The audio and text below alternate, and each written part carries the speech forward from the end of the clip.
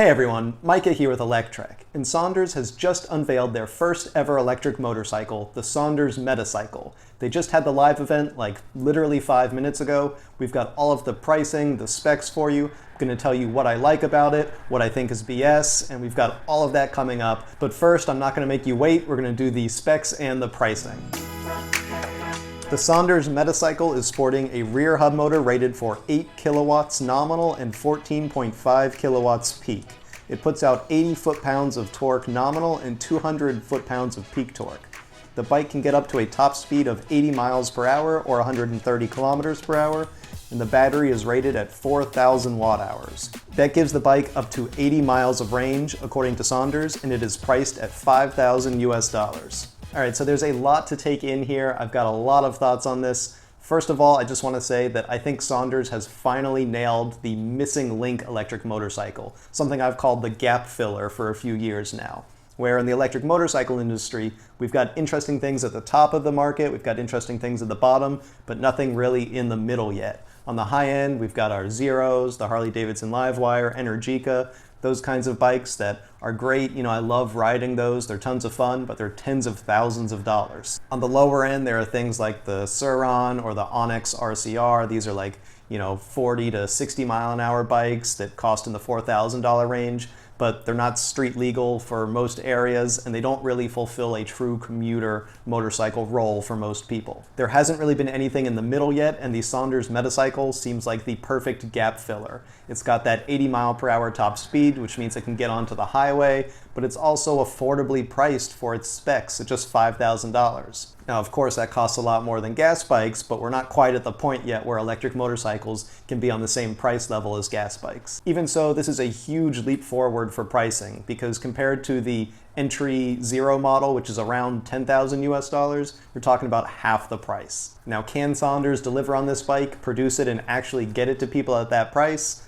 I don't know, it's too soon to tell. I hope so. They've got a history of advertising really low prices and people questioning them and then getting those bikes out, so hopefully they can continue to do it. Next, let's talk about the design real quick. Now, the design is going to be divisive, but to be honest, I really like it. I think that aluminum frame is really interesting. It's like kind of futuristic, it's industrial, and it's also going to help bring the weight down. The bike's only 200 pounds or about 90 kilos, which is not bad for a commuter electric motorcycle. And there's that open area, that negative space where a gas bike's fuel tank usually goes that is really interesting. And I think it's a great example of the freedom that electric motorcycle designers have when you're not forced to design around a gas tank.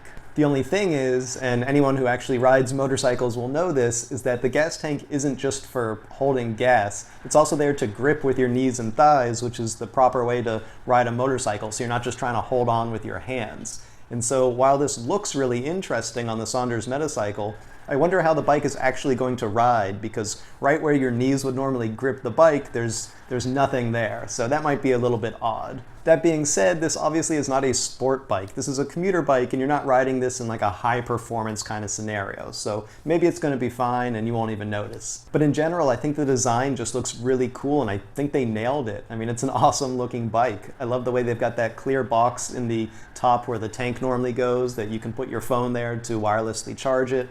I like the lighting. It's really interesting how they've got the turn signals integrated both into the headlight there and into the tail light. I don't know how functional those are going to be. I'm also amazed that that's even street legal to incorporate the turn signals into the headlight like that. But hey, if it works and they get away from it, it looks pretty cool. Next, let's talk about the range real quick. So they rate the bike for 80 miles or 130 kilometers of range, and it looks like from the images that we're rocking a 4,000 watt-hour battery there. If so, I'm going to go ahead and call BS right now. There is no way you're getting 80 miles of range out of a 4,000 watt-hour battery unless you are measuring that at something crazy slow like 25 miles an hour or about 40 kilometers per hour. Just like bare minimum city speeds kind of thing. 4,000 watt hours and 80 miles, that's 50 watt hours per mile. That's the efficiency that a electric scooter normally gets when tooting around at like 25 or 30 miles per hour. So I'm not saying that the bike can't go 80 miles, but you're definitely not going to be getting 80 miles at anything above city speed, so don't expect that. Even so though, it could still do quite well, especially in mixed riding, which is exactly what this bike is meant for. It's not meant for getting on the highway and doing 80 miles an hour the entire time.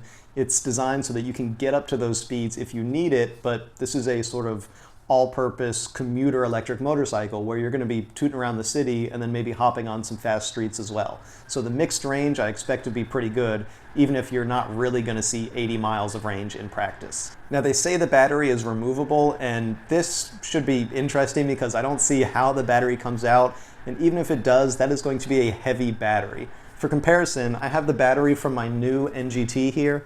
This is a 2,000 watt-hour battery, so it's about half of the SONDORS battery, and this thing is heavy. This is 25 pounds, and it's a big battery.